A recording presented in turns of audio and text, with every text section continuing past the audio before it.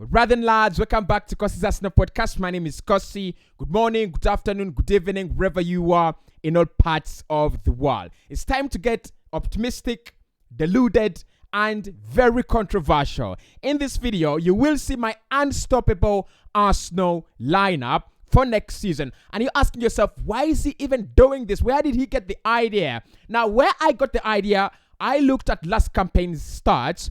Manchester City and Liverpool. Can you believe City won 7 games only more than Arsenal? And Liverpool won 6 games only more than Arsenal. And I know you're saying he's lying. I'm not actually lying. If you look at Manchester City last campaign, 29 wins, 6 draws, and 3 losses.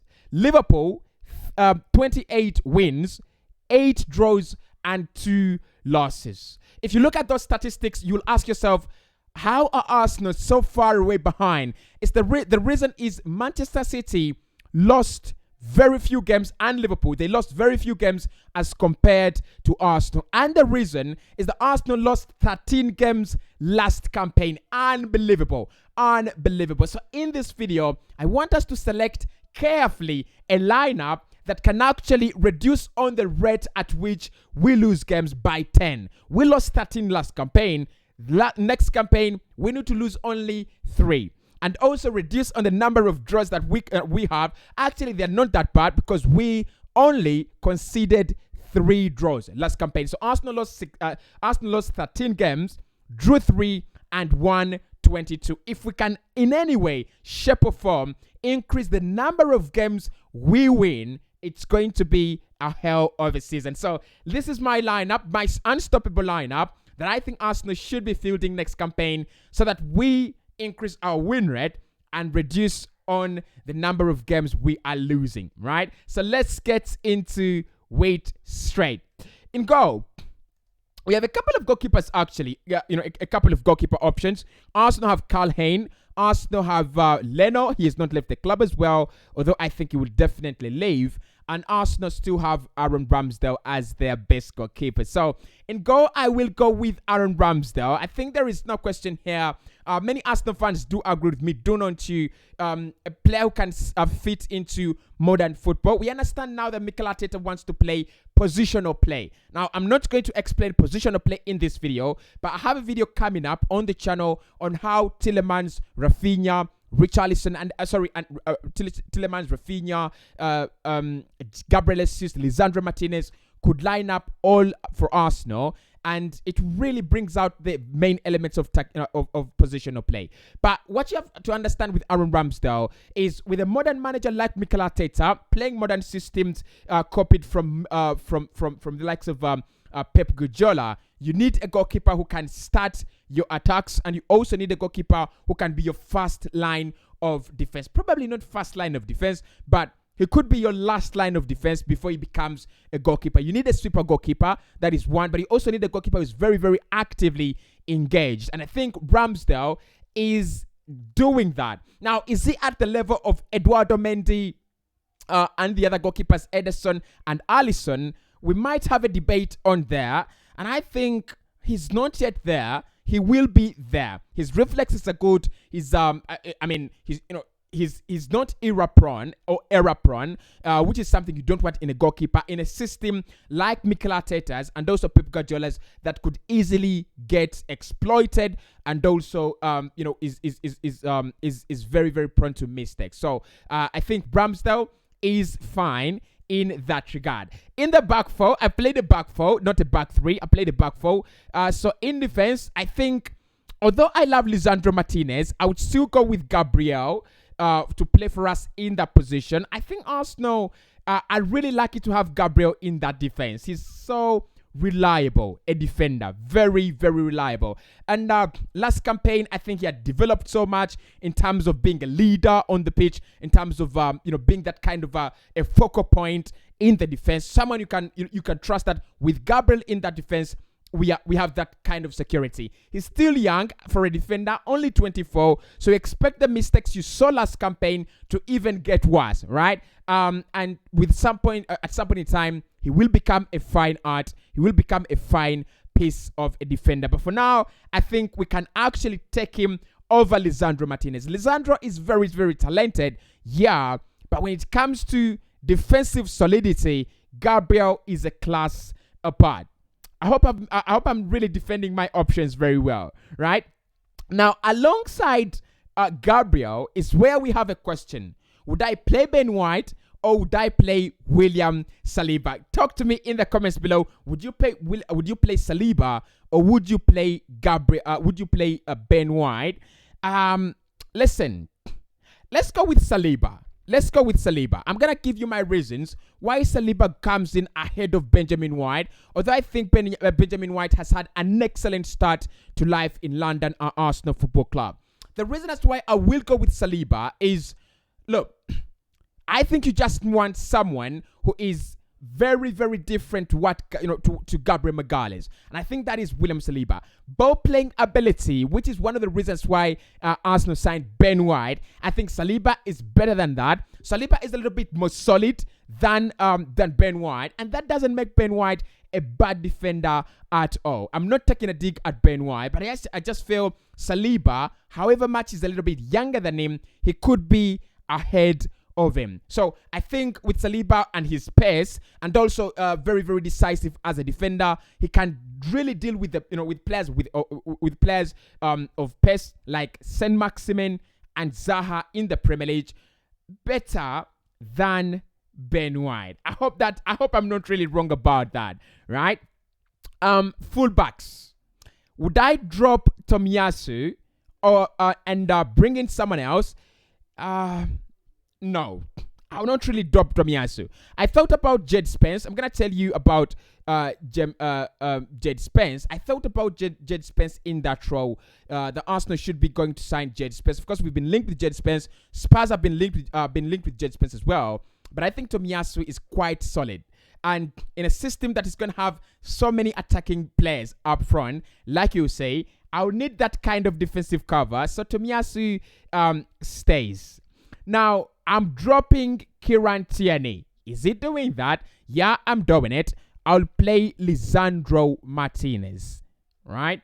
I'll definitely play Lisandro Martinez. Now, one of the things I love about a back four and and defensive shape, I need players that are always going to be there, right? I need players that are going to be fit always, and Kieran Tierney has not proven me that he's going to do that. Very, very good player when he's fit, but when is he fit? Can he even be fit for long? So Lisandro Martinez, because he can play more minutes as a player, I don't think he would give us that kind of pressure going forward, just like Kieran Tierney does.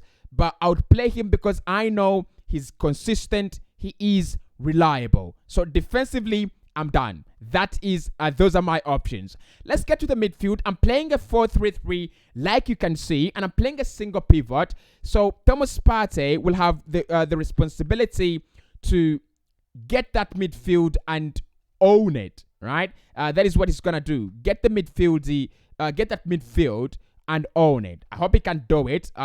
He's done it brilliantly last season. He's been absolutely phenomenal for Arsenal. In that last campaign. The problem with Thomas Partey is his lack of consistency as a player, fitness. And I know many of you are gonna ask me, because you dropped Kieran Tierney because of lack of consistency. He's not ever fit. Why are you playing Thomas Partey? And my reasons are easy. There is no one else. Mohamed Elneny? No, hell no. Albert Sambila Konga, it will be a lot of pressure and work for him to throw all that burden onto his shoulders in a single pivot. I think it's too early. Really, it's too early. So Thomas Partey gets the ticket into the team because he's the only one who can do that and do it absolutely well to our expectations. Now, I'm going to play two attacking midfielders alongside him, and you're going to be very, very angry. I'm going to play Fabio Vieira on the left-hand side of Thomas Partey, and I'll play Martin Odegaard on the right-hand side of Thomas Partey. This is going to be my reasoning. Now, listen. I think Arsenal need to go over that feeling of defending is safe, attacking is scary. We need to throw everything we have at games, create that kind of environment that opponents are afraid of. Liverpool have done it. They scored almost 3 goals against Manchester United in a space of 10 minutes. Manchester City have done it. And how many games did Manchester City win last campaign? 29. How many did Liverpool win last campaign? 28. That shows you that the more you attack, you're going to grow confident, and in the future, you'll be able to dominate games. You'll be able to win games easily because your mentality is about attacking and winning games. The more you sit back, I saw that against Newcastle, I saw that against Tottenham Hotspur. The more we sit back, the less we get better. So in my opinion, Arsenal should be playing with 2 attacking midfielders to help us create more and score more goals. The responsibilities of Odegaard and Vieira would be create more for my front 3, 1, but also score more goals. I need 10 goals from Vieira and I need 10 goals from Odegaard. Each of them should be averaging at least 11 assists in a campaign. So, I mean, that attacking mindset in my midfield is what I'm going for. Now, up front, it is where we have a debate, right? And on the left, I'll have Saka rather than have him on the right, right? And this is what I'm going to tell you. And these are going to be my reasons, right? So, playing Saka on the left means that I will create a spot for Rafinha on the right-hand side of the pitch. And I think the reason that's why I play Saka on the left is his versatility. Absolutely phenomenal. I've dropped Emil Smith-Rowe. I've also dropped Gabriel Martinelli, and I replaced them with Saka. Saka is very, very versatile. I think if you played him on the left, he'd give you almost the same amount of output as when you played him on the right. But also, since I've played Lisandro Martinez, you can see there, since I've played Lisandro Martinez as my fullback or as my left fullback, literally I'm not going to get those explosive runs. So I need Saka to cover for me there. I hope you understand, right? I hope you really understand me in that regard. Now, away from that, I would then play, of course, central striker is sorted. Central striker is definitely sorted. It's not Edin Ketia. So right wing, Rafinha. And I'm going to set my requirements as well for these players on the flanks. So Rafinha would come in on the right wing, and down through the middle is Gabriel Jesus. I hope I can find Jesus, right? There we are. Gabriel Jesus. That would be my lineup. Quite interesting. Very, very interesting. So Rafinha, 15 goals. 15. I mean, he's 25. So he needs to start putting in the numbers. The likes of Salah, Mane, and the rest of other players playing in those positions are actually putting in. So Rafinha, 15 goals, 15 assists. Those are 30 goal involvements. Saka, I'll give him a break. I'll say 15 goals and 10 assists. That is 25 goal involvements. Otherwise, Saka knows if he doesn't give me those numbers, I have a Gabriel Martinelli that can give me 25 goal involvements in that area. Now, my striker, Gabriel Jesus, how many goals would I be asking from Gabriel Jesus? It's quite a complicated one, right? It's quite a complicated one.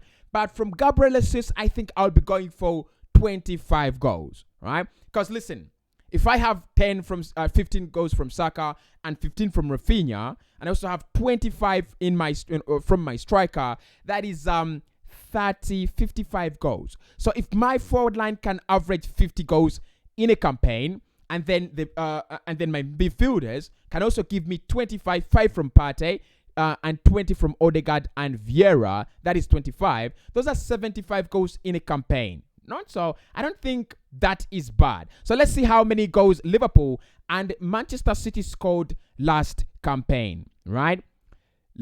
Manchester City scored 99 goals and Liverpool scored 94 goals. That is, those are the goals they scored. So that shows you that if we have 75 goals from our midfielders and strikers, we would be, how many goals? 24 goals less. It would be 24 goals less.